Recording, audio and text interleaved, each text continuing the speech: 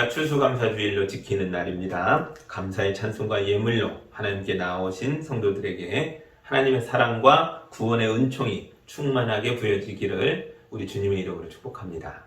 이제 예배합니다. 하나님께 예배하는 사람은 영과 진리로 예배해야 합니다. 아멘.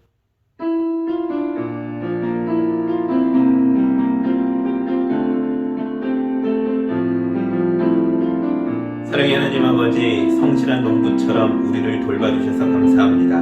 오늘의 거룩한 예배를 통하여 우리 내면의 썩은 부분을 도려내 주시고 우리의 연약한 부분은 치료하여 주셔서 우리 성도들 모두가 하나님의 곳간에 드릴 만큼 충실한 알곡이 되도록 인도하여 주옵소서. 예수님의 이름으로 기도합니다. 아멘. 우리 한 주간의 삶을 되돌아보며 하나님 앞에 감사로 나왔지만 주님 앞에 서기에 죄송하고 부끄럽고 잘못된 것들이 있다면 이 시간 다 고백하고 용서받는 기도를 함께 드리겠습니다.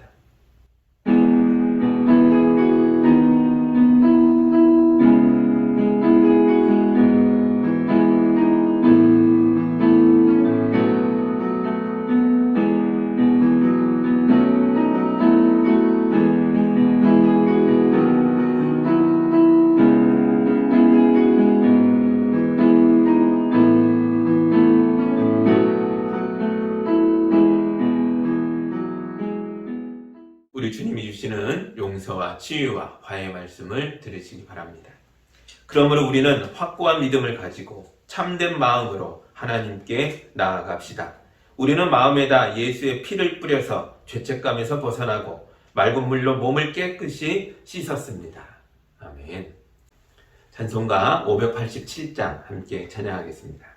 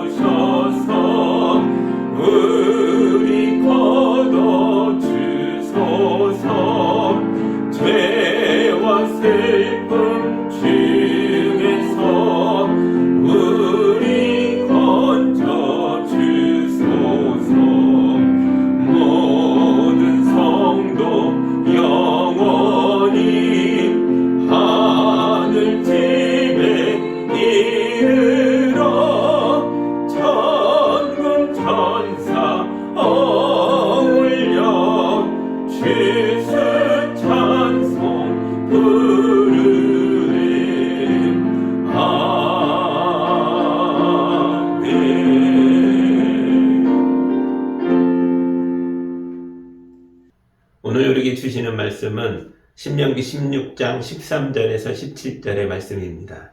하나님의 말씀을 봉독할 때 함께 보시기 바랍니다. 당신들은 타작마당과 포도주 틀에서 소출을 거두어 드릴 때에 이래 동안 초막절을 지켜야 합니다.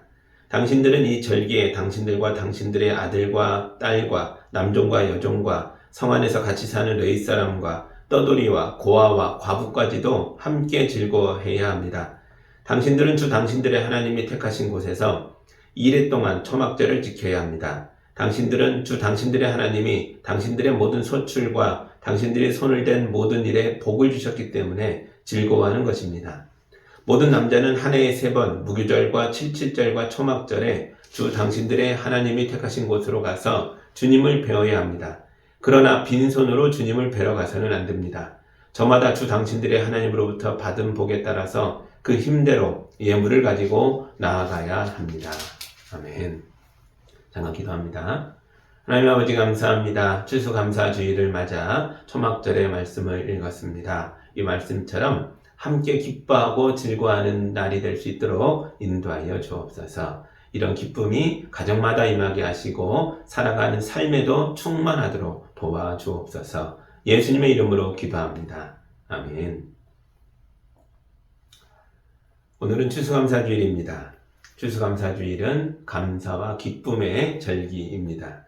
그러나 우리 마음이 예전처럼 가볍지만은 않은 것 같아요. 코로나가 풀리면 경제가 금방 활성화될 줄 알았는데 오히려 경기가 위축되고 있다라는 소식을 듣고 있습니다. 물가도 오르고 금리도 오르는데 내 월급만 오르지 않는다. 이런 얘기를 하는 분도 많더라고요. 이런 시절에도 우리가 하나님께 감사할 수 있을까요?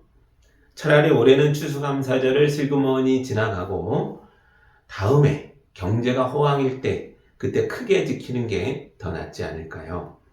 그렇지 않습니다. 하나님은 우리에게 모든 일에 감사하라 라고 말씀하셨습니다. 제가 데살로니가 전서 5장 18절을 읽어드리겠습니다. 모든 일에 감사하십시오. 이것이 그리스도 예수 안에서 여러분에게 바라시는 하나님의 뜻입니다. 아멘. 우리가 모든 일에 감사하는 사람이 되는 게 하나님의 뜻입니다. 그런데 이게 쉽지 않다는 게 문제죠. 앞에 말했듯이 우리의 현실적인 상황이 마냥 기뻐하기에는, 마냥 감사하기에는 형편이 어렵다는 거죠. 믿음의 용사였던 다윗도 그런 일이 있었습니다. 다윗이 억울한 일을 당해서 기력이 쇠하고 뼈마디가 떨리고 사무친 울화로 죽을 지경이 됐을 때 그가 하나님께 이렇게 외쳤습니다. 수월에서 누가 주님께 감사할 수 있겠습니까? 나는 탄식만 하다가 지치고 말았습니다. 밤마다 짓는 눈물로 침상을 띄우며 내 잠자리를 적십니다. 그러나 처음에 이랬던 다윗이 하나님의 뜻을 깊이 묵상하면서 점점 정신을 차립니다. 그리고는 마침내 이렇게 고백합니다. 주님 참 감사합니다. 이 마음은 기쁨으로 가득 차고 이 몸도 아무 해를 두려워하지 않는 까닭은 주님께서 나를 보호하셔서 죽음의 세력이 나의 생명을 삼키지 못하게 하실 것이며 주님의 거룩한 자를 죽음의 세계에 버리지 않으실 것이기 때문입니다. 아멘. 다윗은 자기의 비참한 현실과 고통과 절망 속에서 나를 향하신 하나님의 거룩한 뜻을 발견했습니다. 지금 내 처지가 죽을 것 같은 상황이라고 해도 나는 죽지 않을 것입니다. 아니 결국 내가 죽었다고 해도 다시 살 것입니다. 하나님이 자기 백성을 죽음의 세계에 내주지 않을 것이기 때문입니다. 이게 나를 향하신 하나님 아버지의 거룩한 뜻입니다. 그렇다면 내가 지금의 고통에 절망할 이유가 없습니다. 이 고통은 오히려 나를 더 강하게 하고 성숙해 하고 나를 하나님께 더 가까이 인도해주는 은혜와 축복의 통로가 되어줄 것입니다. 그래서 하나님께서 나를 구원하신다라는 믿음을 회복한 다윗은 자기 인생의 절망과 고통 속에서도 하나님께 깊이 감사할 수 있게 됐습니다. 여러분 이것이 바로 모든 일에 감사라고 말씀하시는 하나님 아버지의 깊은 뜻입니다. 감사가 곧 믿음입니다. 최초의 추수감사절을 지킨 사람들은 신앙의 자유를 찾아서 영국에서 미국으로 건너간 청교도들이었습니다. 1620년 9월 6일 영국의 어느 항구에서 미국으로 가는 배가 출발했습니다. 30명 정도의 선원이 있었고 신대륙으로 이주하는 청교도 102명이 손님으로 타고 있었습니다. 이 배가 바로 메이플라워 호입니다. 메이플라워 호가 거친 대서양을 건너 66일 만에 미국 땅에 도착했지만 그들은 그곳에 안식할 땅을, 내려서 정착할 땅을 발견할 수가 없었습니다. 그래서 그들은 계속 배를 타고 해안을 따라 흘러다녔습니다. 그러다가 6개월 만인 3월 21일에 드디어 청교도들이 배에서 내렸고 선원들과 배는 영국으로 돌아갔는데요. 그때까지 살아남아서 배에서 내린 사람이 53명이었습니다. 53명이 배에서 내렸지만 아직 시련이 끝나지 않았습니다. 미국에서 처음 맞이한 겨울은 너무 춥고 배고픈 겨울이었습니다. 사람들이 질병과 기아와 추위 속에서 고생하다가 계속 죽었습니다. 이때 인디언들이 나타나 청교도들을 도와줬습니다. 인디언들이 사냥한 고기를 가져와서 나눠주고 물고기를 잡는 법도 가르쳐줬습니다. 봄이 되자 옥수수를 재배하는 법도 알려줬습니다. 드디어 1621년 11월 어느 가을날 청교도들이 밭에서 옥수수를 수확합니다. 이날 이들이 수확한 옥수수의 양이 얼마나 됐을까요? 초짜 농부들의 첫 수확입니다. 그래서 우리가 상상하는 풍성함과는 거리가 멀었을 겁니다. 그럼에도 불구하고 이들은 그날 하나님께 감사의 예배를 드리고 자기들을 도와줬던 인디언들을 초청해서 감사의 잔치도 열었습니다. 그 후로 지금까지 추수감사절 예배가 이어지고 있는 것입니다. 옥수수가 감사의 제목이 아니었습니다. 추수감사절 예배 자체가 고난 속에서도 하나님을 믿었던 청교도들이 거두어 드린 믿음의 열매인 것입니다. 오늘 우리가 드리는 추수감사절 예배도 믿음의 열매입니다. 하나님을 믿으십니까? 하나님은 자기 자녀들이 거름더미 속에 있는 걸 두고 보지 않는 분이십니다. 하나님은 예수 그리스도를 우리에게 보내셔서 우리를 더러운 죄와 오물에서 건져 올리셨습니다. 이런 하나님이 우리 아버지심을 믿으십니까? 그러면 지금의 형편과 처지가 불운하다고 해서 슬퍼할 이유가 없습니다. 하나님이 우리를 깊은 수렁에서 건져주시고 죽어가는 우리의 생명을 지키십니다. 우리는 죽어도 살 것입니다. 그러므로 감사하십시오. 감사가 곧 하나님에 대한 믿음입니다. 오늘 우리가 읽은 신명기의 말씀은 하나님께서 광야를 걷고 있는 이스라엘 백성에게 하시는 말씀입니다. 낮에는 덥고 밤에는 추운 광야, 농사를 지을 수 없어서 하나님이 주시는 만나와 메추라기로 겨우 연명하고 있던 광야, 이곳에서 하나님께서 추수의 기쁨에 대해서 말씀하고 계십니다. 13절 다시 보겠습니다. 당신들은 타작마당과 포도주 틀에서 소출을 거두어 드릴 때에 이래 동안 초막절을 지켜야 합니다. 아멘. 하나님은 밀과 보리를 타작하고 포도를 따서 포도주를 담그는 날이 올 것이니 그날이 오면 추수감사의 축제를 일주일 동안 하라라고 말씀하고 계십니다.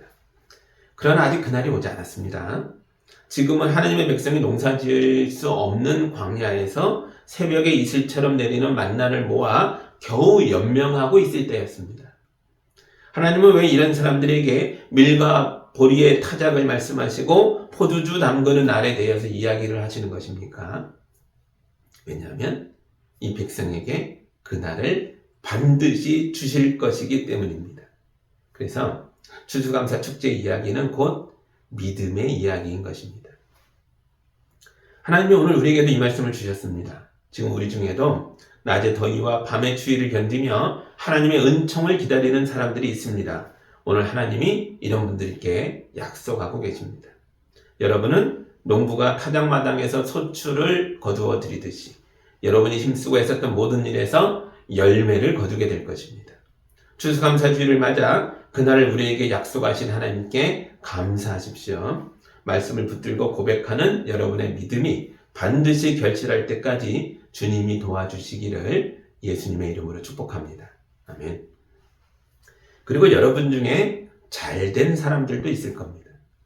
어떤 이들은 불황 중에도 돈을 벌고 모두 손해를 보는 가운데서도 이익을 냅니다. 이런 분들은 하나님께 특별한 감사를 올리시기 바랍니다. 헌금을 많이 내는 게 특별한 감사가 아닙니다. 하나님이 주신 축복을 이웃과 나누는 게 특별한 감사입니다. 14절입니다. 당신들은 이 절기에 당신들과 당신들의 아들과 딸과 남종과 여종과 성 안에서 같이 사는 웨이 사람과 떠돌이와 고아와 과부까지도 함께 즐거워해야 합니다. 아멘. 하나님은 소출을 많이 거둔 사람이 자기가 거둔 소출을 풀어서 내 집안의 가족과 남종과 여종뿐만 아니라 성 안에 같이 사는 웨이 사람과 떠돌이와 고아와 과부까지 모두 추수감사의 축제를 즐길 수 있게 하라라고 말씀하셨습니다. 이 축제는 무려 일주일 동안 계속되는 큰 축제입니다. 성 안의 모든 이들이 일주일 내내 배부르게 먹고 마시며 즐거워하게 하려면 도대체 얼마나 많은 음식을 장만해야 할까요? 그리고 이걸 누가 냅니까? 소출을 많이 거둔 사람입니다. 이것이 바로 하나님이 부자에게 요구하시는 특별한 감사입니다. 그런데 대부분의 부자들이 이런 일을 싫어하죠. 남들보다 잘 나가면 사람이 쉽게 교만해집니다. 내가 특별해서 잘 됐다고 착각하는 겁니다. 나는 성공을 위해 노력했습니다. 고민을 하고 생각을 많이 했고 힘든 결정을 내려야 했고 피땀 흘려 일했습니다. 이 과정에서 레이 사람과 고아와 과부에게 떠돌이에게 신세 진 적이 없습니다. 그런데 왜 내가 저 사람들의 축제 비용을 내야 합니까? 억울합니다. 이렇게 생각할 수도 있습니다. 그러나 그렇지 않습니다. 세상의 모든 사람들이 그물처럼 서로 연결되어 있습니다. 사람은 누구나 세상에 아기로 태어납니다. 아기는 연약하고 스스로 살아갈 힘이 없는 존재입니다. 그래서 이 아기를 그냥 내버려 두면 죽을 수밖에 없습니다. 그런데 아기로 태어난 우리가 오늘 이렇게 자라서 다 어른이 되어 있잖아요. 이게 어떻게 가능했습니까? 누군가가 아기였던 우리를 살려줬기 때문입니다. 그래서 우리의 생일은 나만의 생일이 아닙니다. 이 세상에 한 아기가 태어났을 때 바로 그 순간 한 남자가 아버지가 됐고 한 여자가 어머니가 됐습니다. 어떤 이는 할아버지가 됐고 할머니가 됐으며 고모나 이모나 삼촌이 됐습니다. 어떤 어린이는 그날 한 아기의 형제나 자매가 됐을 겁니다. 이처럼 우리는 세상에 던져지듯이 태어난 게 아닙니다. 하나님께서 연약한 우리를 인간관계의 그물망 속에 살포시 내려놓으신 거죠. 그래서 이 관계의 그물망이 우리를 보호하고 키웠습니다. 한 사람이 이런 복잡한 세계의 그물망을 통제할 수 없습니다. 내가 세상에서 스스로 성공의 기회를 만들어낸 게 아닙니다. 오히려 복잡한 그물망 속에서 어떤 기회가 나에게 축복처럼 주어진 것입니다. 그러므로 불황 중에도 돈을 벌고 손해 중에도 이익을 거두는 사람은 절대로 교만하면 안 됩니다. 나에게 주어진 축복이 곧 하나님이 주시는 사명이라는 걸 깨달아야 합니다. 수고한 일들에서 열매를 거두고 결실한 사람들은 하나님이 주신 재물을 이웃을 웃게 만들고 즐겁게 하는 일에 사용하시기 바랍니다. 이게 바로 믿음의 행위입니다. 하나님은 교만한 사람을 심판하십니다. 자기에게 주어진 관계와 축복이 사명이라는 걸 깨닫지 못하는 사람은 죽음을 맞이할 때 모든 것이 다 허무하게 사라지는 경험을 하게 될 것입니다. 누가복음 12장에서 예수님이 어떤 부자의 이야기를 통해서 이것을 가르쳐 주셨습니다. 어떤 부자가 자기 밭에서 소출을 많이 거뒀습니다. 밀과 보리의 소출이 얼마나 풍성했던지 쌓아둘 곳이 없자 부자는 지금의 곳간을 헐고 더 큰 건물을 지어야겠다고 생각했습니다. 부자가 밤새 새 곳간을 상상 속에서 지었다, 허물었다, 더 크게 했다가 또 허물었다가 즐거운 시간을 보내며 밤잠을 설쳤습니다. 이걸 보신 하나님이 부자에게 이렇게 말씀하셨습니다. 어리석은 사람아, 오늘 밤에 내 영혼을 내게서 도로 찾을 것이다.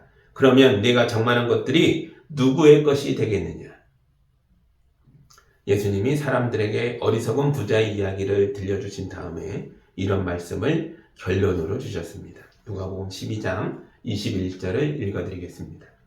자기를 위해서는 재물을 쌓아두면서도 하나님께 대하여는 부유하지 못한 사람은 이와 같다. 아멘. 여러분은 세상에 대해서 부유한 사람들입니까? 하나님께 대하여 부유한 사람들입니까? 하나님께 대하여 부유한 사람들이 되시기 바랍니다. 하나님께 헌금을 많이 내야 하나님께 부유한 사람이 되는 게 아닙니다.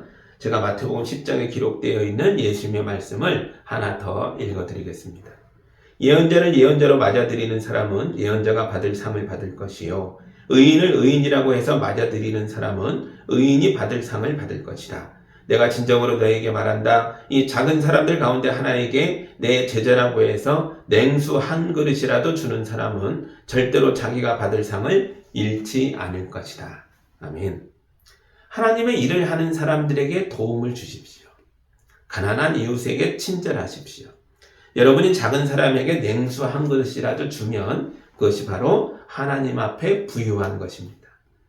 여러분이 소유하고 있는 재물은 하나님이 주신 달란트이며 사명이라는 것을 명심하시기 바랍니다. 추수감사주를 맞아서 여러 성도들이 쌀과 과일과 여러 가지 헌물을 감사의 예물로 가져오셨습니다. 우리는 하나님께 감사로 바쳐진 이 감사의 예물을 다 섞어서 같이 나눠 먹을 것입니다. 많이 가졌다고 해서 더 가져가는 것도 아니고 조금 가졌다고 해서 덜 가져가는 것도 아닙니다.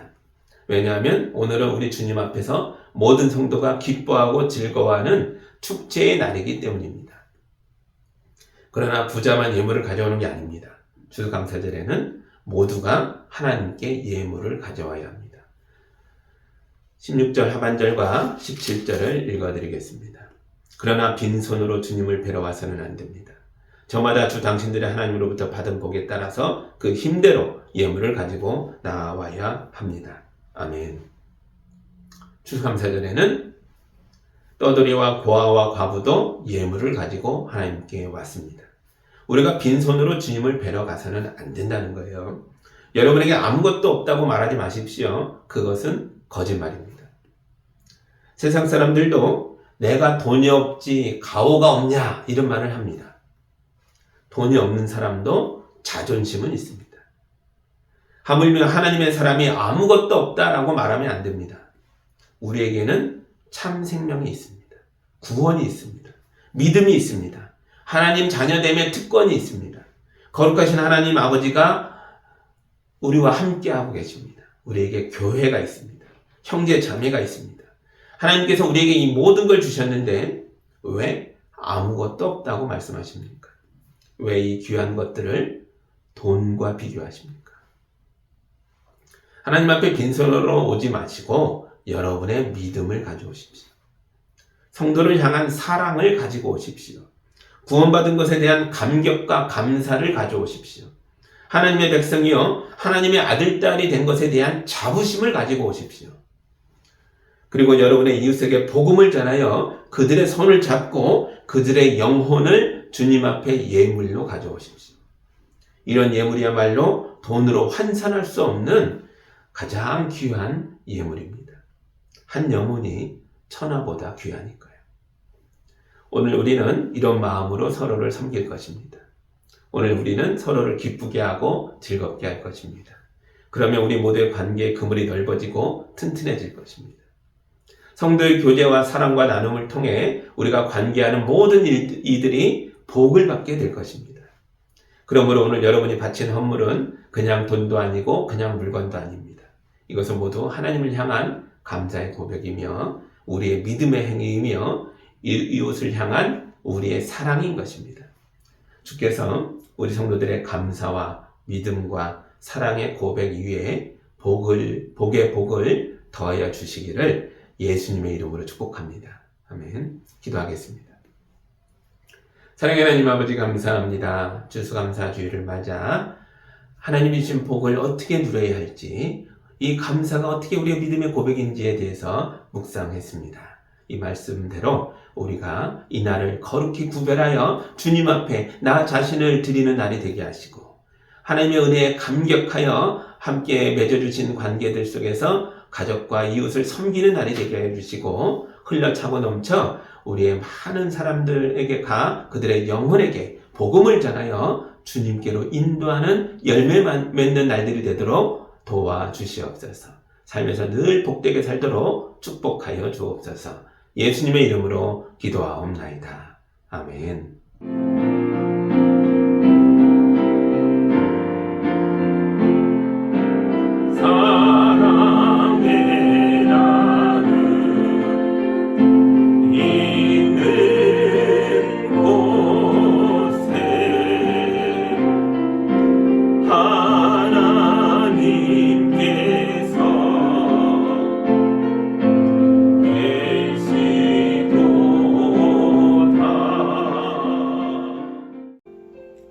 하나님 감사합니다.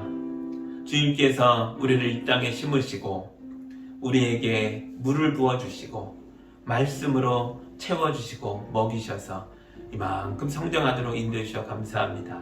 우리 성도들 농부의 손길을 따라 잘 자란 곡식처럼 하나님의 손길 속에서 장성한 나무가 되어 풍성한 열매를 결실하며 살도록 인도하여 주옵소서. 주님이 부으신 놀라운 은혜와 축복에 감격하여 귀한 예물들을 올려드렸습니다. 주님께서 이 예물들을 영광으로 흠양하여 주시고 예물을 통해 주님의 교회를 세우시고 우리 이웃들에게 배고픈 자들을 먹이는 하나님의 능력이 되게 하여 주시며 어려운 사람들을 돌보고 눈물을 닦아주며 세우는 역사가 되게 하여 주시고 땅끝까지 흘러가 주님을 모르는 백성들에게 주님의 말씀을 선포하는 성도사님들을 돕고 선교지의 교회들을 풍성케 하는 일에 거룩하게 쓰이게 하여 주옵소서. 그리고 다시 우리 성도들에게 돌아와 12강주리처럼 차고 흘러넘치는 복이 되도록 인도하여 주옵소서. 예수님의 이름으로 기도합니다.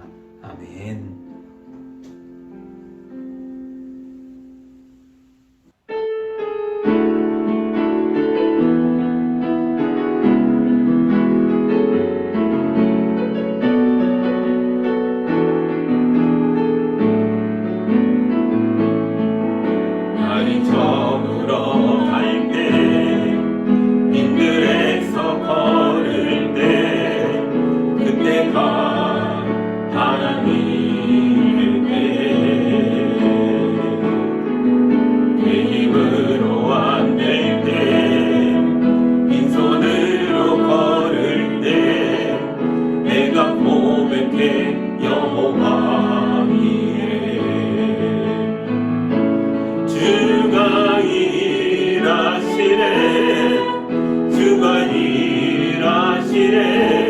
주께 아끼지 않는 자에게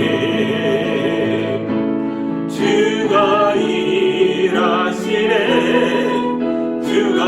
일하시네 신뢰하며 걷는 자에게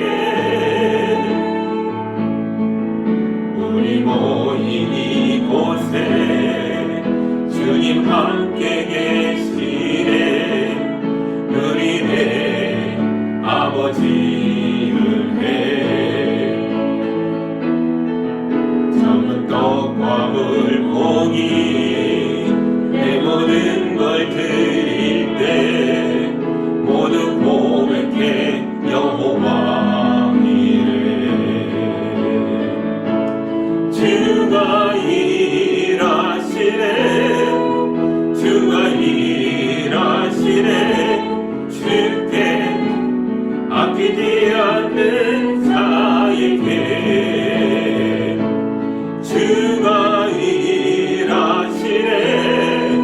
주가 일하시네 신뢰하며 걷는 자에게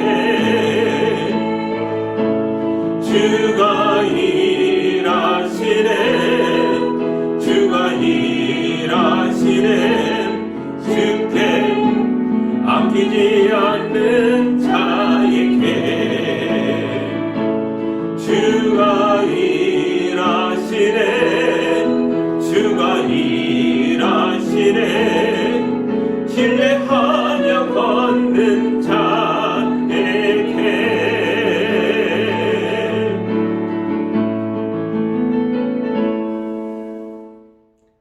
이제는 우리 주 예수 그리스도의 은혜와 우리 하나님 아버지의 크신 사랑과 성령님의 인도하심이 주님 말씀 붙잡고 복된 차로 감사의 고백으로 삶으로 나아가는 성도들 위해 이제로부터 영원까지 함께하기를 간절히 축원하옵나이다. 아멘.